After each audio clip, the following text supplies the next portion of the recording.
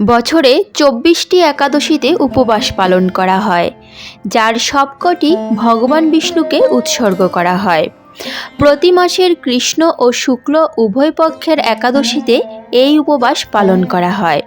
এটি বিশ্বাস করা হয় যে একাদশীর উপবাস সমস্ত উপবাসের মধ্যে শ্রেষ্ঠ।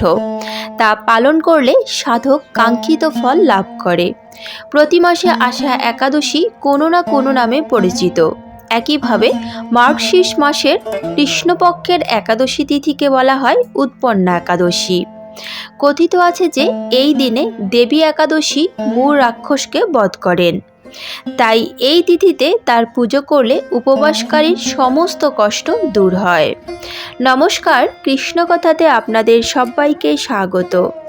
আজ এই ভিডিও থেকে আপনারা জানতে পারবেন উৎপন্না একাদশীর ব্রত মাহাত্ম্য, একাদশীর তারিখ ও শুভ সময় এবং এই একাদশীতে কি করবেন, কি করবেন না, কি খাবার একেবারেই নিষিদ্ধ, সব কিছুই সবিস্তারে বর্ণনা করা হয়েছে। চলুন তাহলে দেরি না করে শুরু করা যাক আজকের এই ভিডিও।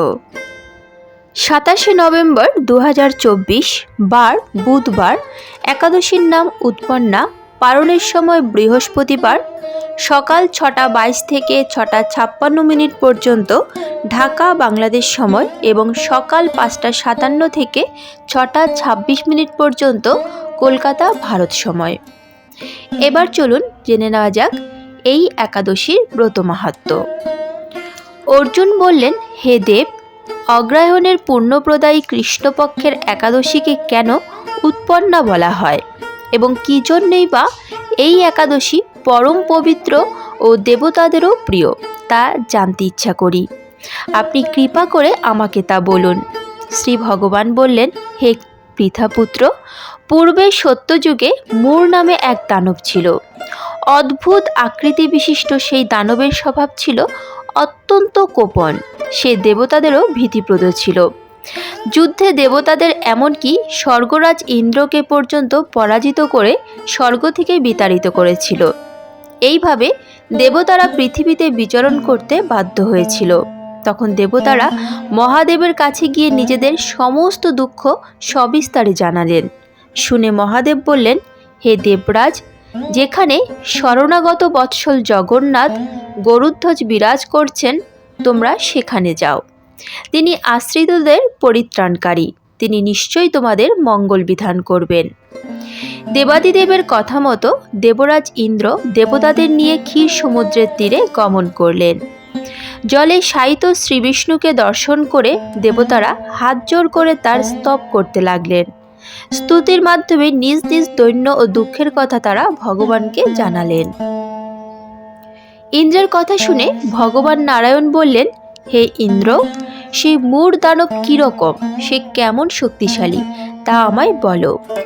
ইন্দ্র বললেন, হে ভগবান, প্রাচীনকালে ব্রহ্মবংশে তালজঙ্ঘা নামে এক অতি পরাক্রমী অসুর ছিল। তারই পুত্র সে মূঢ় অত্যন্ত বলশালী, ভীষণ উৎকট ও দেবতাদেরও ভয় উৎপাদনকারী। সে চন্দ্রাবতী নামে এক পুরীতে বাস করে। স্বর্গ থেকে আমাদের বিতাড়িত করে তারা স্বজাতি কাউকে রাজা, কাউকে অন্যান্য দিকপাল রূপে প্রতিষ্ঠিত করে এখন সে দেবলোক সম্পূর্ণ অধিকার করেছে। তার প্রবল প্রতাপে আজ আমরা পৃথিবীতে বিচরণ করছি। ইন্দ্রের কথা শুনে ভগবান দেবদ্রোহীদের প্রতি অত্যন্ত ক্রোধান্বিত হলেন। তিনি দেবতাদের সঙ্গে চন্দ্রবতী পুরীতে গেলেন। সেই দৈত্যরাজ শ্রী নারায়ণকে দর্শন করে পুনঃ গর্জন করতে লাগল। দেবতা অসুরের মধ্যে তুমুল যুদ্ধ শুরু হয়ে গেল। তখন যুদ্ধক্ষেত্র শ্রী নারায়ণকে একা দেখে সেই দানব তাকে দাঁড়াও দাঁড়াও বলতে লাগলো। শ্রী ভগবানও ক্রোধে গর্জন করে বললেন, হে দুরাচার দানব, আমার বাহুবল দেখ। এই বলে অসুরপক্ষীয় সমস্ত যোদ্ধাদের দিব্যবাণের আঘাতে নিহত করতে লাগলেন। তখন তারা প্রাণ ভয়ে নানা দিকে পালাতে লাগলো। সেই সময় নারায়ণ দৈত্য সৈন্যদের মধ্যে সুদর্শন চক্র নিক্ষেপ করলেন। ফলে সমস্ত সৈন্য ধ্বংসপ্রাপ্ত হল। একমাত্র মূঢ় অসুরই জীবিত ছিল। সে অস্ত্রযুদ্ধে নারায়ণকেও পরাজিত করল। তখন নারায়ণ দৈত্যের সাথে বাহুযুদ্ধে লিপ্ত হলেন। এইভাবে দেবতাদের হিসাবে 1000 বছর যুদ্ধ করেও ভগবান তাকে পরাজিত করতে পারলেন না। তখন শ্রীহরি বিশেষ চিন্তান্বিত হয়ে বদ্রিকা আশ্রমে গমন করলেন। সেখানে সিংহাবতী নামে একটি গুহা আছে। এই গুহাটি 1 দ্বার বিশিষ্ট এবং 12 যোজন অর্থাৎ 86 মাইল বিস্তৃত। ভগবান বিষ্ণু সেই গুহার মধ্যে শয়ন করলেন। সেই দৈত্য তার পিছন পিছন ধাবিত হয়ে গুহার ভিতরে প্রবেশ করল। সে বিষ্ণুকে নিদ্রিত বুঝতে পারল। অত্যন্ত আনন্দিত হয়ে ভাবতে লাগলো, আমার সাথে যুদ্ধে পরাজিত হয়ে বিষ্ণু এখানে গোপনে শুয়ে আছে। এখন আমি তাকে অবশ্যই বধ করব। দানবের এই রকম চিন্তার সঙ্গে সঙ্গে শ্রীবিষ্ণুর শরীর থেকে একটি কন্যা উৎপন্ন হলো। এই কন্যাই উৎপন্না একাদশী। তিনি রূপবতী, সৌভাগ্যশালিনী, দিব্য অস্ত্রশস্ত্রধারিণী ও বিষ্ণু তেজ সম্ভূতা বলে মহাপরাক্রমশালী ছিলেন। দৈত্যরাজ সেই স্ত্রীরূপিণী দেবীর সাথে তুমুল যুদ্ধ শুরু করল। কিছুকাল যুদ্ধের পর দেবীর দিব্য তেজে অসুর ভস্মীভূত হয়ে গেল। তারপর বিষ্ণু জেগে উঠলেই ভস্মীভূত দানবকে দেখে বিস্মিত হলেন। এক দিব্যকন্যাকে তার পাশে হাত জোড় করে দাঁড়িয়ে থাকতে দেখলেন।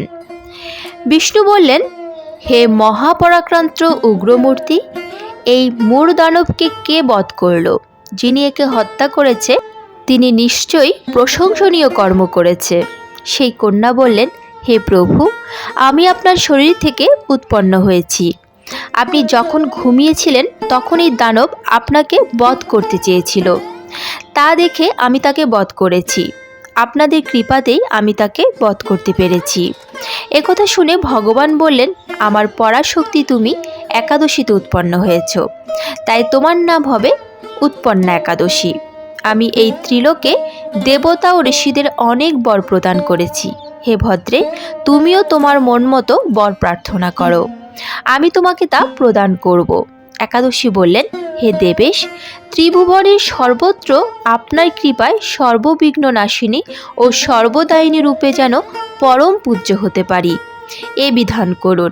আপনার প্রতি ভক্তিবশত যারা শ্রদ্ধা সহকারে আমার ব্রত উপবাস করবে তাদের সর্বসিদ্ধি লাভ হবে, এই বর প্রদান করুন। বিষ্ণু বললেন, হে কল্যাণী, তাই হোক। উৎপন্না নামে প্রসিদ্ধ তোমার ব্রত পালনকারী সমস্ত ইচ্ছা পূর্ণ হবে। তুমি তাদের সকল মনোবাসনা পূর্ণ করবে, এতে কোনো সন্দেহ নেই। তোমাকে আমার শক্তি বলে মনে করি, তাই তোমার ব্রত পালনকারী সকলে আমারই পূজা করবে। এর ফলে তারা মুক্তি লাভ করবে। তুমি হরিপ্রিয়া নামে জগতে বিখ্যাত হবে। তুমি ব্রত পালনকারীর শত্রু বিনাশ, পরম গতি দান এবং সর্বসিদ্ধি প্রদান করতে সমর্থ হবে। ভগবান বিষ্ণু এইভাবে উৎপন্না একাদশীকে বরদান করে অন্তর্হিত হলেন। সমস্ত ব্রতকারী দিবারাত্রি ভক্তিপরায়ণ হয়ে এই উৎপন্না একাদশীর উৎপত্তির কথা শ্রবণ কীর্তন করলে শ্রীহরির আশীর্বাদ লাভে ধন্য হবেন। হরে কৃষ্ণ কৃষ্ণ কৃষ্ণ হরে হরে, হরে রাম রাম রাম হরে হরে। এবার চলুন জেনে নেওয়া যাক একাদশীতে কি কি করা উচিত এবং কি কি করা উচিত নয়, কোন কোন খাবার খাওয়া নিষিদ্ধ। 1 নম্বর হলো ধান জাতীয় সকল প্রকার খাদ্য, যেমন চাল, মুড়ি, চিড়ে, সুজি, পায়েস, খিচুড়ি, চালের পিঠে, খই ইত্যাদি। 2 নম্বর হলো গম জাতীয় সকল প্রকার খাদ্য, যেমন আটা, ময়দা, সুজি, বেকারির রুটি, সব রকম বিস্কুট, হরলিক্স ইত্যাদি। 3 নম্বর হলো জব বা ভুট্টা জাতীয় সকল প্রকার খাদ্য, যেমন ছাতু, খই, রুটি ইত্যাদি। 4 নম্বর হলো ডাল জাতীয় সকল প্রকার খাদ্য, যেমন মুগ, মুসুরি, ছোলা, অড়হর, মটরশুঁটি, বরবটি, সিম ইত্যাদি। 5 নম্বর হলো সর্ষের তেল, সয়াবিন তেল, তিল তেল ইত্যাদি। উপরোক্ত পঞ্চরবি শস্যের যে কোনো একটি একাদশীতে গ্রহণ করলে একাদশীর ব্রত নষ্ট হয়। উল্লেখ্য, যারা সাত্ত্বিক আহারী নন এবং চা, বিড়ি, সিগারেট, পান, কফি ইত্যাদি নেশাজাতীয় গ্রহণ করেন, একাদশী ব্রত পালনের সময় এগুলো গ্রহণ না করাই ভালো।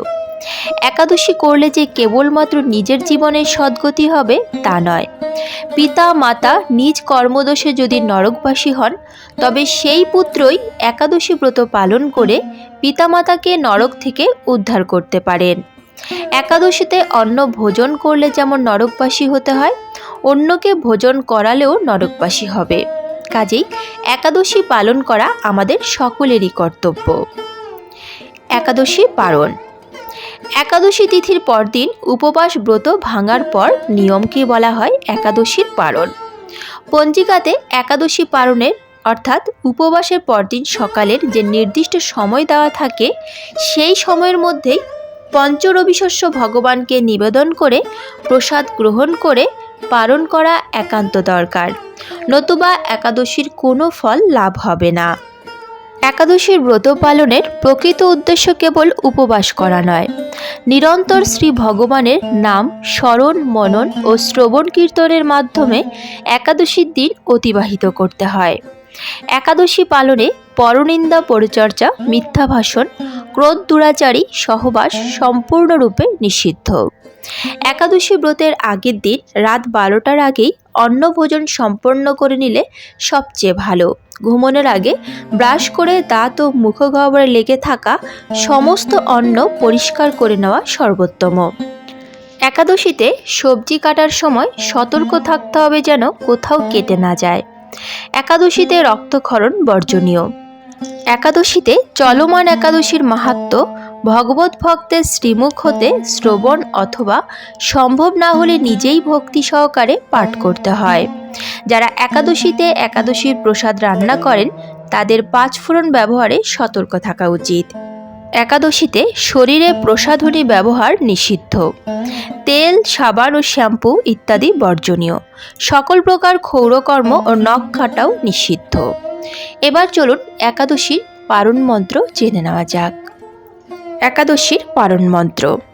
একাদশাম নিরাহার ব্রতনায়ন কেশব প্রসিদ সুমুখনাথ জ্ঞানদৃষ্টি প্রদভব।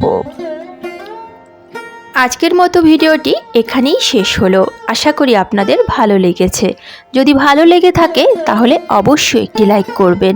যদি রাধা মাধবের পরম ভক্ত হন তাহলে কমেন্টে রাধা মাধবের জয়গান করতে ভুলবেন না যেন। প্রিয়জনদের সঙ্গে শেয়ার করবেন যাতে তারাও উপকৃত হতে পারে। এবং নিয়মিত গীতাপাঠ শুনতে, বিভিন্ন ধর্মীয় ভিডিও পেতে চ্যানেলটিকে অবশ্যই সাবস্ক্রাইব করবেন। আজ তাহলে এ পর্যন্তই, দেখা হচ্ছে পরবর্তী ভিডিওতে। ভালো থাকবেন, সুস্থ থাকবেন। জয় শ্রীকৃষ্ণ। রাধে রাধে।